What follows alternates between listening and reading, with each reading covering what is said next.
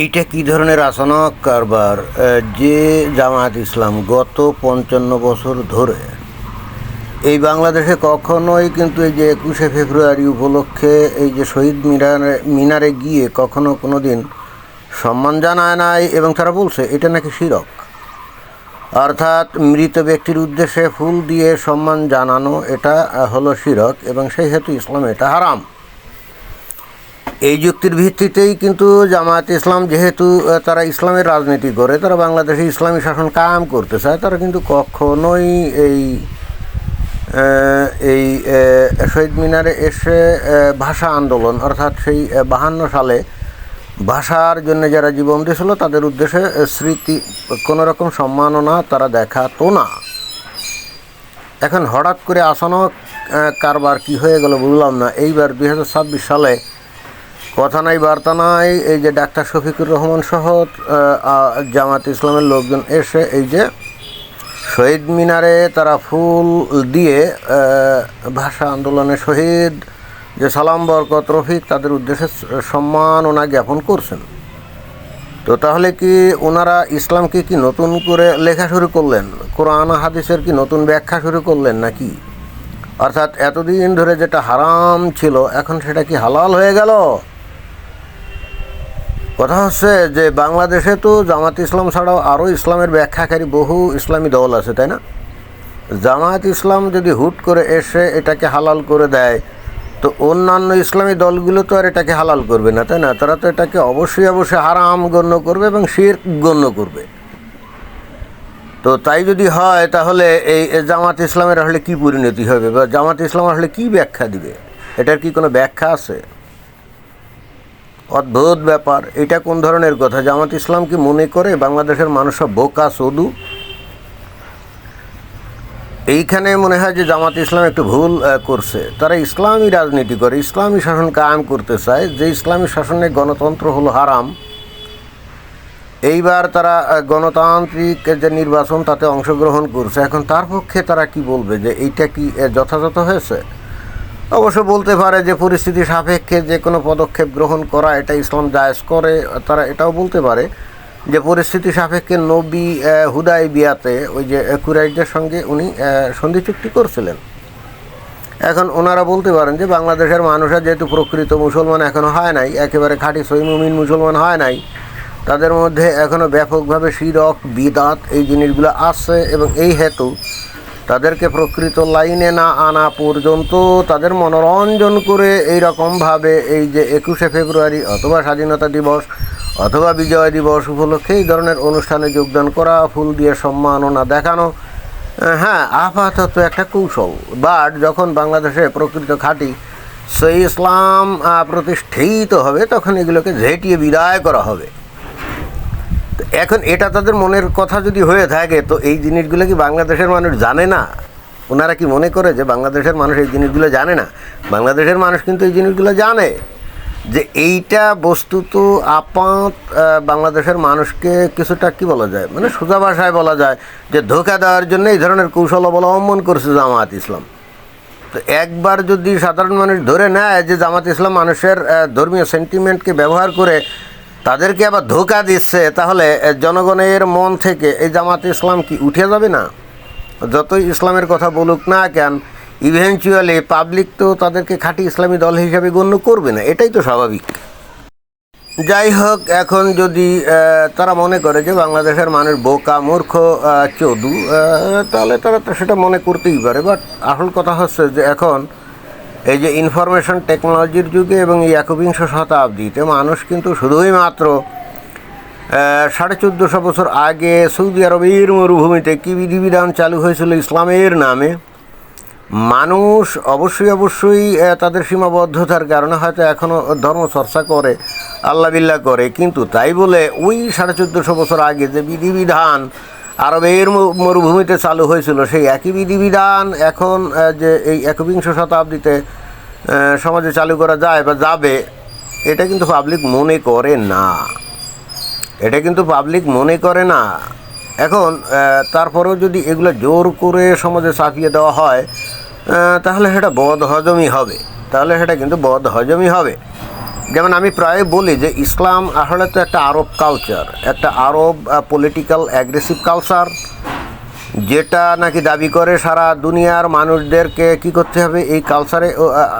ওই যে বলে না যে সারা পৃথিবীতে ইসলাম কায়েম করতে হবে, মানে কি সারা পৃথিবীতে আরব কালচারকে প্রতিষ্ঠিত করতে হবে, যেটা কিন্তু পাশ্চাত্য দুনিয়ার লোকজনরা জানে, সবাই কিন্তু জানে, খালি বাংলাদেশের মুমিন মুসলমানরা এটা জানে না। বাংলাদেশের মুমিন মুসলমানরা মনে করে যে না না না, ইসলাম হলো একমাত্র ঘাঁটি সত্য ধর্ম, এবং হজরত মুহাম্মদ সাল্লাল্লাহু আলাইহি ওয়াসাল্লাম তাকে আল্লাহ দুনিয়াতে প্রেরণ করেছেন এবং তার মাধ্যমে আল্লাহ তার বাণী কোরআনকে মানুষের কাছে উপহার হিসেবে দিয়েছেন। কিন্তু এখন মুমিন মুসলমান অর্থাৎ বাংলাদেশের মুমিন মুসলমানদের কথা বাদ, কিন্তু দুনিয়ার মানুষ জানে যে ইসলাম আসলে কী জিনিস, ইসলাম কীভাবে চালু হয়, এবং ওই 1450 বছর আগে ওখানে আদৌ মুহাম্মদ বলে কোনো ব্যক্তি ছিল কি ছিল না, আর্কিওলজিক্যাল আর্টিফ্যাক্টস বা হিস্ট্রিক্যাল রেকর্ড আসলে কী বলে, এগুলো নিয়ে বহুত গবেষণা হয়ে গেছে। এখন ওই বাংলাদেশের মুমিন মুসলমানদের কাছে যাই বলা হোক, তারা যাই বিশ্বাস করুক, দুনিয়ার যারা জ্ঞানী গুণী এবং শিক্ষা এবং জ্ঞানে অগ্রগণ্য তারা তো আর এটা মানবে না, বিশ্বাসও করবে না, তাই না?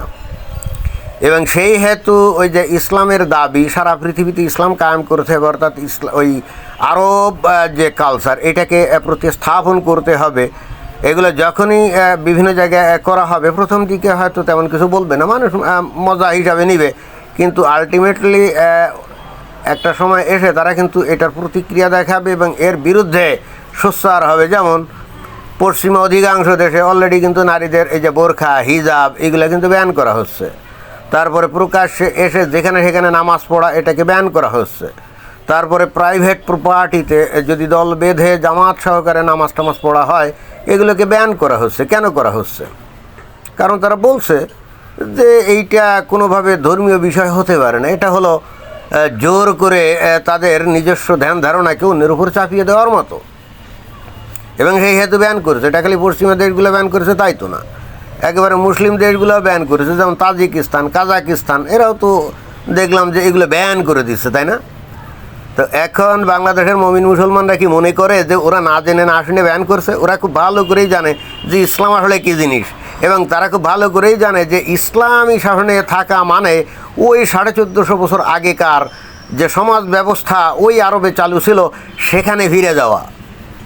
তো মানুষ তো পিছনের দিকে যেতে চায় না। বাংলাদেশের মানুষ পঙ্গপালের মতো ধর্মোন্মাদ হয়ে হয়তো ফিরে যেতে চায়, কিন্তু তাই বলে সারা দুনিয়ার মানুষ তো আর সেটা করতে চায় না, তাই না? জামায়াত ইসলাম সম্ভবত এই জিনিসগুলো আস্তে আস্তে টের পেয়েছে, কারণ এদের লোকজন তো পড়াশুনো করে, আধুনিক জ্ঞান বিজ্ঞানের সাথে এদের কিছুটা সংস্রব আছে, কিন্তু আবার অ্যাট দ্য সেম টাইম তারা আবার 1450 বছর আগেকার সেই বিষয়টাকে আঁকড়ে ধরতে চায়। তো এটা তো ভীষণ কন্ট্রোভার্সিয়াল একটা ব্যাপার, এবং ঠিক সেই কারণেই এই যে আজকে আমরা দেখতে পাচ্ছি গত 55 বছর ধরে তারা যে কাজ করে নাই, এখন সেই কাজ করে তারা মানুষকে বুঝ দেওয়ার চেষ্টা করছে, কিন্তু বেসিক্যালি এটা মানুষের কাছে ভুল মেসেজ দিবে। মানুষ মনে করবে যে কী ব্যাপার, ইসলাম অনুযায়ী তো আসলেই এই ধরনের কোনো জায়গায় ফুলের মানে ফুল দিয়ে সম্মাননা জানানো, কারো স্মৃতিচিহ্নে সম্মাননা জানানো, এটা তো ভয়ঙ্কর রকমভাবে হারাম। কারণ ইসলাম অনুযায়ী কারো কবরের কোনো চিহ্নই থাকবে না, সেখানে শহীদদের নিয়ে একেবারে স্মৃতিচিহ্ন শহীদ মিনার, আবার সেখানে ফুল দেওয়া, এটা কঠিনভাবে হারাম না? তো ঘটনা কি দাঁড়াচ্ছে, শেষমেশ তো এই জামাত ইসলাম তারাও তো ইসলামী লাইনে থাকতে পারছে না। তো তারা যদি নিজেরাই দেখে যে তারা ইসলামী লাইনে থাকতে পারছে না, তাহলে তো পাবলিকের কাছে মেসেজ যাবে কি আসলে এই যুগে ইসলামী অনুশাসন দিয়ে সমাজ চলে না। এটাই অর্থাৎ জামাত ইসলাম নিজেই প্রমাণ করছে যে এই ইসলাম দিয়ে অন্তত আর যাই হোক 1450 বছর আগে আরবের মরুভূমিতে মানুষ চলতে পারলেও এখনকার যুগে চলা সম্ভব না।